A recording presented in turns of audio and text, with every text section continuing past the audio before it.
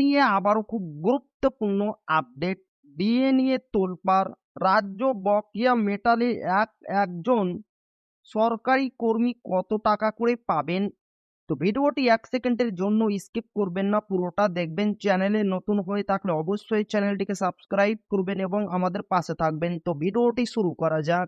রাজ্য সরকারি কর্মীদের মহার্ঘ ভাতা মামলায় রাজ্যকে অবিলম্বে ডিএর 25% মিটিয়ে দেওয়ার নির্দেশ দিয়েছে সুপ্রিম কোর্ট। পঞ্চম বেতন কমিশন অনুযায়ী কর্মীদের বকেয়া মহার্ঘ ভাতার 25% 31শে মার্চের মধ্যে মিটিয়ে দিতে মমতা সরকারকে।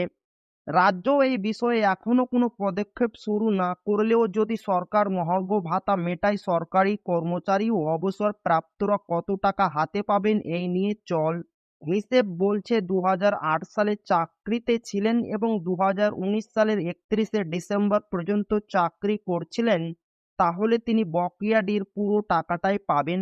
যদি কোনো কর্মচারী 2007 সালে চাকরিরত ছিলেন কিন্তু কয়েক বছর পরে তিনি অবসর নিয়েছেন, তাহলেও সে পরিমাণ বেসিকের উপরে তিনি বকেয়া ডিএ পাবেন।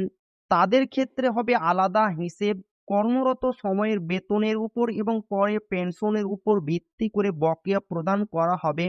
অবসরপ্রাপ্তদের ক্ষেত্রে পেনশনের নিরেখে বকেয়া ও ডিএর অর্থাৎ ডিয়ারনেস রিলিফের হিসাব করা হবে। কোনো কর্মচারী যেদিন অবসর গ্রহণ করেছেন সেদিন থেকে 2019 সালের 31শে ডিসেম্বর পর্যন্ত সেই হিসেব করে বকেয়া দেওয়া হবে। অবসরকালীন বেসিকের নিরিখে 2008 চাকরিরত ছিলেন এবং 2019 সালের 31শে ডিসেম্বর পর্যন্ত বকেয়ার হিসেব করে তা পাবেন অবসরপ্রাপ্তরা।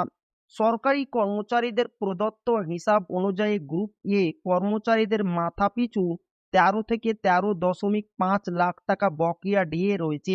গ্রুপ বি কর্মীদের বা এ ক্যাটাগরির প্রাইমারি লেভেলের কর্মীদের মাথাপিছু 9 থেকে 9.5 লাখ টাকা এবং গ্রুপ বি নিম্ন পর্যায়ে কর্মীদের প্রায় 6 লক্ষ টাকা এবং গ্রুপ ডি এর কর্মীদের মাথাপিছু 3 থেকে 3.5 লাখ টাকার মতো বকেয়া রয়েছে।